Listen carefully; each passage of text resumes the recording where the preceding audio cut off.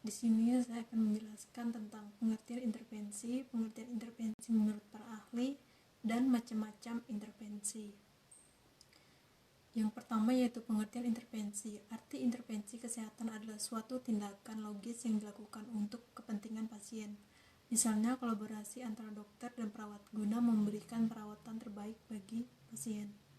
Selanjutnya yaitu pengertian intervensi pemerintah adalah tindakan mencampuri konflik antara dua pihak yang sedang bertikai yang dilakukan oleh penguasa atau pemerintah untuk tujuan yang baik. Intervensi juga dapat diartikan sebagai turut campurnya sebuah negara dalam urusan suatu dalam negeri negara lain dengan menggunakan kekuatan ataupun juga ancaman kekuatan. Dan secara umum, pengertian intervensi merupakan tindakan spesifik oleh seorang pekerja sosial seusia dengan adanya sistem ataupun proses manusia dalam rangka menimbulkan perubahan. Selanjutnya saya akan menjelaskan pengertian intervensi menurut para ahli. Menurut Dr. Wirjono Prodojodikoro, pengertian intervensi adalah suatu campur tangan negara asing yang bersifat menekan dengan alat kekerasan atau dengan ancaman melakukan kekerasan apabila keinginannya tidak dipenuhi. Perry dan Grand Perry berpendapat bahwa pengertian intervensi adalah turut campurnya sebuah negara secara diktator terhadap negara lain yang bertujuan untuk menjaga ataupun mengubah kondisi aktual tertentu. J. Gestalt mengemukakan pengertian intervensi merupakan suatu bentuk propaganda atau kegiatan lainnya yang dilakukan oleh suatu negara dengan tujuan untuk mendorong terjadinya revolusi atau perang saudara di negara lain.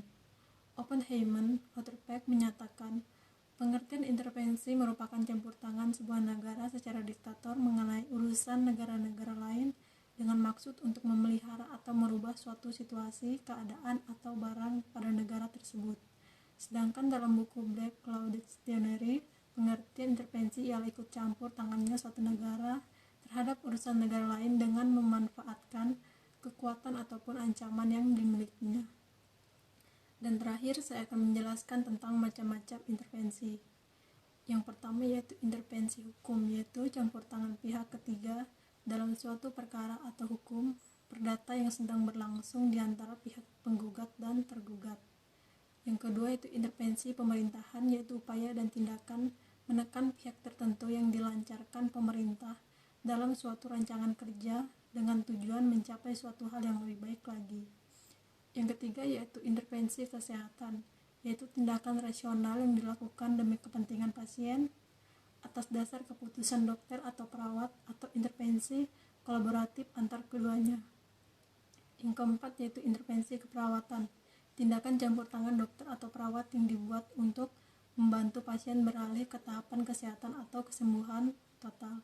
Dan terakhir intervensi psikologi, yaitu bentuk layanan psikologi secara individu, berpasangan, kelompok atau berkeluarga yang mana pasien datang ke biro psikologi untuk mengobati kondisi psikis tertentu.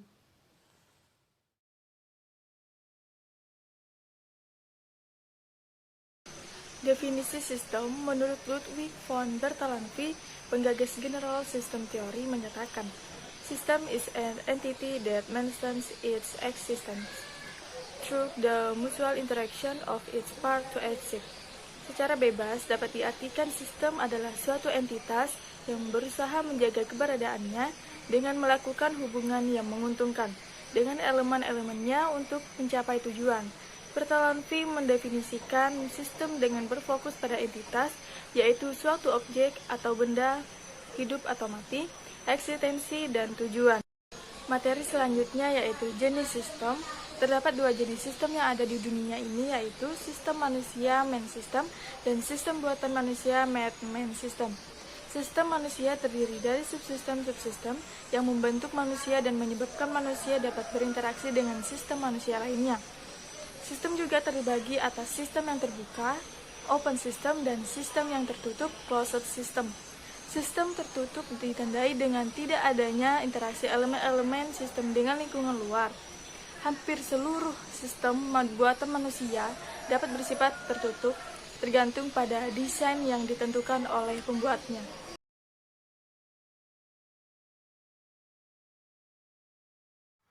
Terima kasih atas waktu yang diberikan kepada saya.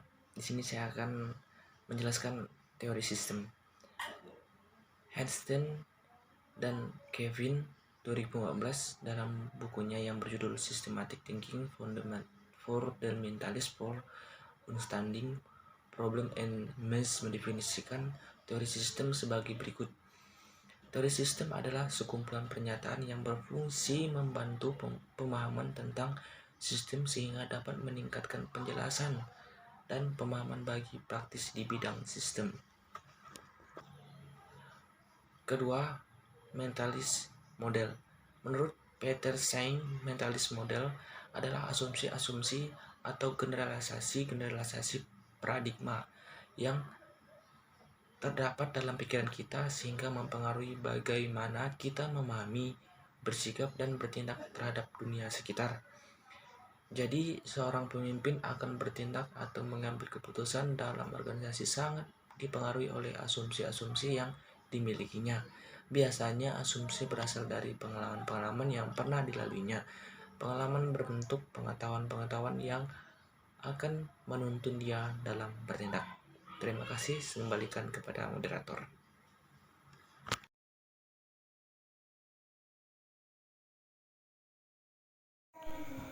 Mental model bagi pemimpin yang memimpin orang lain. Ada beberapa hal yang dapat dijadikan pedoman bagi seorang pemimpin dalam mengembangkan mental model sehingga ia akan lebih berhasil dalam memimpin. Yang pertama, path God at the top priority. Hal yang paling penting dan harus dimiliki seorang pemimpin adalah meletakkan Tuhan pada prioritas pertama. Yang kedua, fear of God. Jika hanya menempatkan Tuhan pada prioritas utama tetapi tidak ada rasa takut akan Tuhan, maka yang muncul adalah penonjolan ritual-ritual keagamaan belaka yang kurang memberi pengaruh positif. Ketiga, be a giver.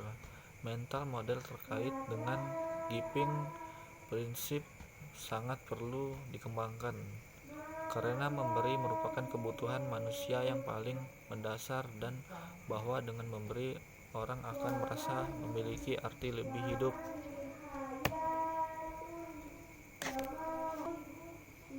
Yang keempat, the seed must lead.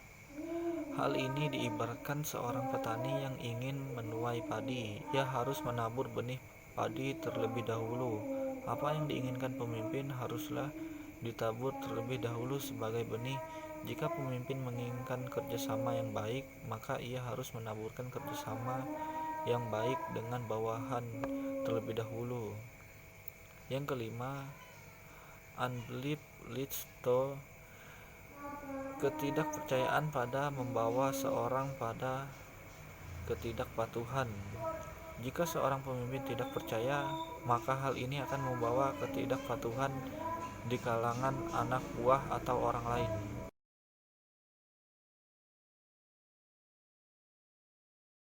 Terima kasih atas waktu yang diberikan kepada saya. Di sini saya akan melanjutkan materi dari Adam Jordan, yaitu mental model bagi pemimpin yang memimpin orang lain. Ada beberapa hal yang dapat dijadikan pedoman bagi seorang pemimpin dalam mengembangkan mental model sehingga ia akan lebih berhasil dalam memimpin. Yang pertama, the seed must lead, yaitu hal ini diibaratkan seorang petani yang ingin menuai padi. Ia harus menabur benih padi terlebih dahulu. Jadi apa yang diinginkan pemimpin haruslah ditabur terlebih dahulu sebagai benih. Jika pemimpin menginginkan kerjasama yang baik, maka ia harus menaburkan kerjasama yang baik dengan bawahan terlebih dahulu. Yang kedua, unbelief leads to disobedience. Ketidakpercayaan dapat membawa seorang pada ketidakpatuhan. Jika seorang pemimpin tidak percaya, maka hal ini akan membawa selanjutnya, mental model yang memimpin diri sendiri. Pertama, disiplin your mind. Jika dibiarkan tidak terkontrol, pikiran dapat mengembara kemana-mana memikirkan segala macam hal. Kedua, get rid of lustful thinking. Seorang yang membiarkan pikirannya memikirkan kegagalan, sementara pada saat yang sama ia sedang melakukan berbagai cara agar pekerjaan yang dikerjakan dapat berhasil sesuai dengan yang diinginkan, maka sebenarnya ia sedang mempertentangkan antara keberhasilan yang sedang diusahakan dengan kegagalan yang ada di pikirannya. Ketiga, think a correct thinking and take the trust out. Mencegah supaya pikiran jangan dibiarkan memikirkan hal-hal yang negatif atau mengarah pada kegagalan belum cukup. Yang keempat, mind is the leader of forerunner of all action. Pikiran merupakan awal dari semua tindakan. Dengan kata lain, tindakan yang dilakukan seorang pemimpin adalah sebagai akibat langsung dari apa yang dipikirkan terus-menerus. Yang terakhir, contoh intervensi sistem. Intervensi untuk melindungi hak dan kepentingan dan juga keselamatan jiwa warga negara di luar yang menjadi dasar untuk pemerintah Amerika Serikat yang membenarkan adanya suatu tindakan dalam bentuk pengiriman tentara multinasional di Pulau Grenada di bulan Oktober 1983. Sekian materi dari saya kembalikan ke moderator.